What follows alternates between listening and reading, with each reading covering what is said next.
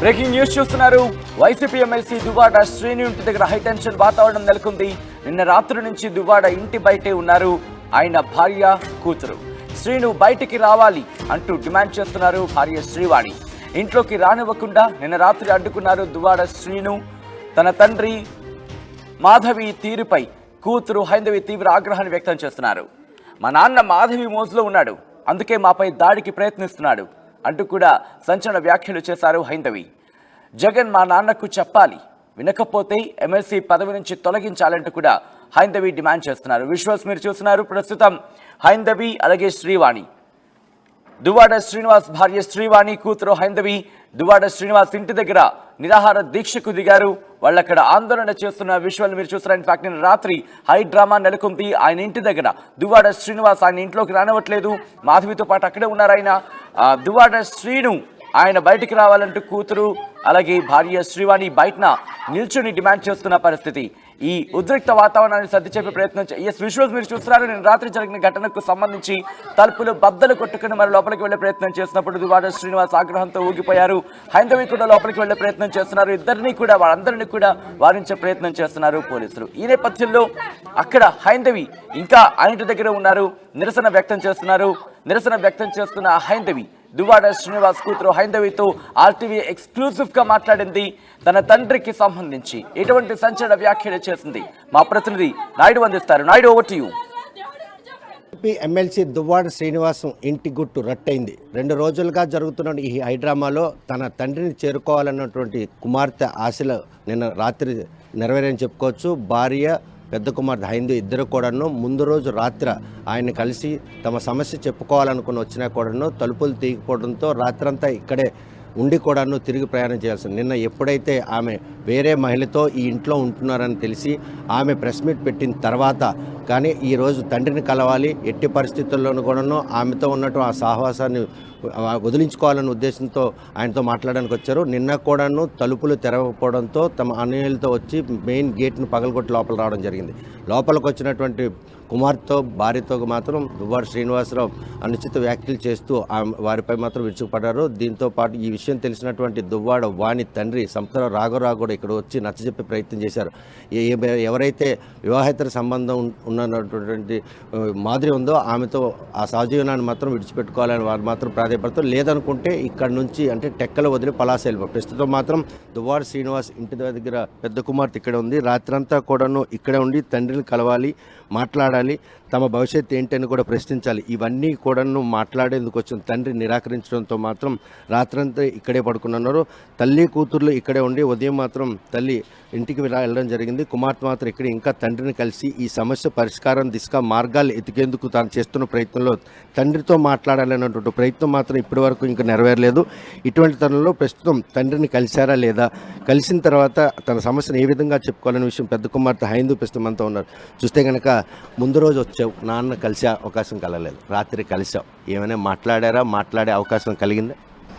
ఆయన మాట్లాడడానికి అసలు రెడీగా లేరు. ఆయనతో మేము మాట్లాడడానికి ముందు వెయిట్ చేసాం. యాక్చువల్లీ ముందు రోజు తర్వాత నైట్ అంతా వెయిట్ చేసి 2:30కి అలాగే ఇంటికి వెళ్ళిపోయాను. తర్వాత మీరు అందరు ఇంటికి వచ్చారు, మాట్లాడాను. తర్వాత నిన్న నైట్ వచ్చాము. మేము డోర్ కొట్టినా ఎవరు డోర్ ఓపెన్ చేయలేదు. సో మేమే డోరు సైడ్ లాక్ ఇరగొట్టి మేమే లోపలికి వచ్చాము. లోపలికి వచ్చిన తర్వాత ఆయనకి ఎవరు ఇన్ఫర్మేషన్ ఇచ్చారు. ఇచ్చిన తర్వాత ఆయన వచ్చి మమ్మల్ని అటాక్ ఇవ్వడానికి వచ్చారు. ఆ మార్బుల్ది ఒక పెద్ద కటింగ్ ఇంతది ఉంటుంది, దాంతో మాకు అటాక్ ఇవ్వడానికి వచ్చారు. అండ్ ఇంకోటి ఏంటంటే నన్ను ఇలా పట్టి లాగబోయారనమాట.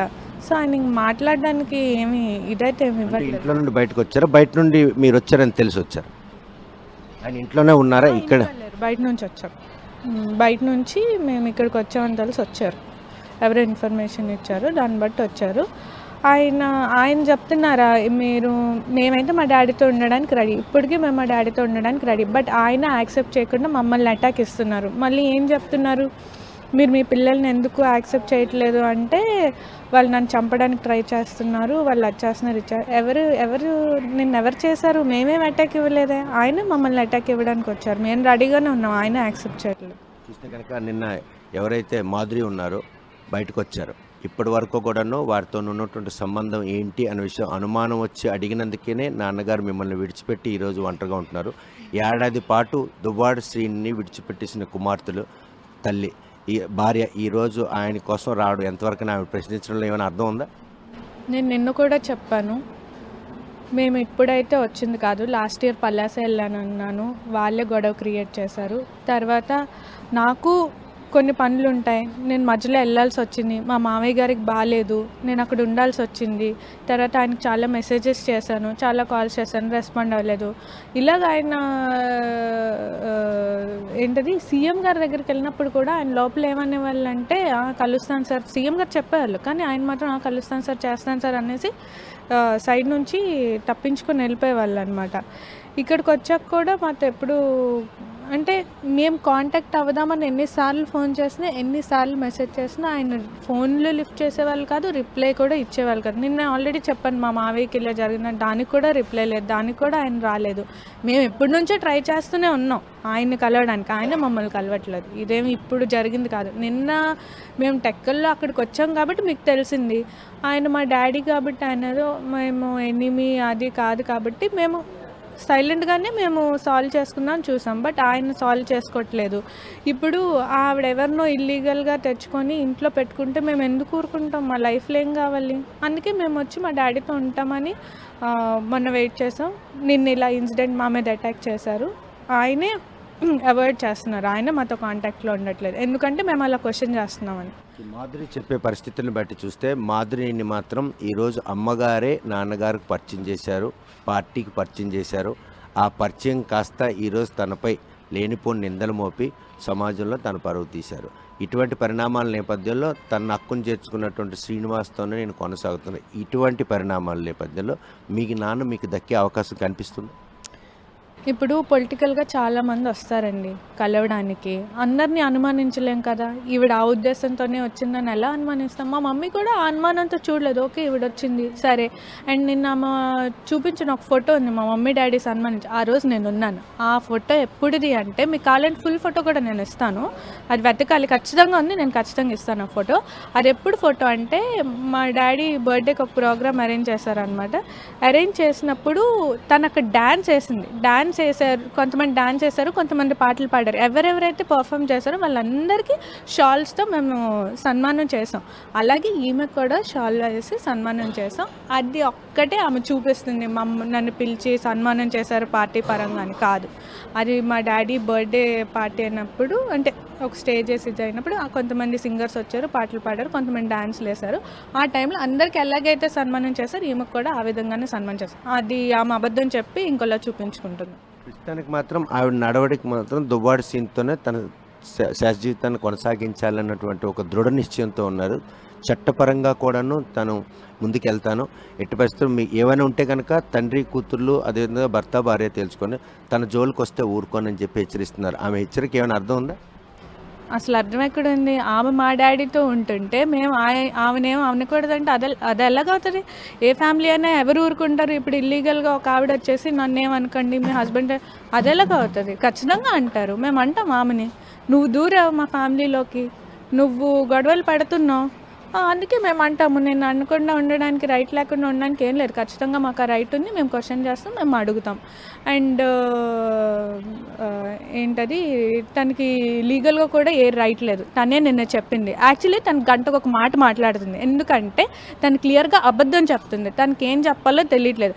ఒకసారి ఫ్రెండ్ అంటుంది, ఒకసారి ఆ 60 years అతనితో నాకేంటి అంటుంది, ఒకసారి పెళ్లి చేసుకుంటానంటుంది. నువ్వేం మాట్లాడుతున్నావు? నీకైనా క్లారిటీ ఉందా? ఫస్ట్ ఆఫ్ ఆల్ నువ్వు అబద్ధం చెప్తున్నావు కాబట్టి నీకేం మాట్లాడాలో తెలియక నువ్వు ఏదేదో మాట్లాడుతున్నట్టున్నావు. సో ఏంటి అంటే మాకు అన్ని రైట్స్ ఉన్నాయి, నీకే ఏ రైట్ లేదు. నువ్వే మీ హస్బెండ్ దగ్గరికి నీ పిల్లల్ని తీసుకొని వెళ్ళి నువ్వే నీ హస్బెండ్ దగ్గర ఉండు, మేము మా డాడీతో ఉంటాం. ఈరోజు దువ్వాడ సీన్ జీవితంలోకి దువ్వాడ బాగానే ఆమెను ప్రవేశపెట్టింది.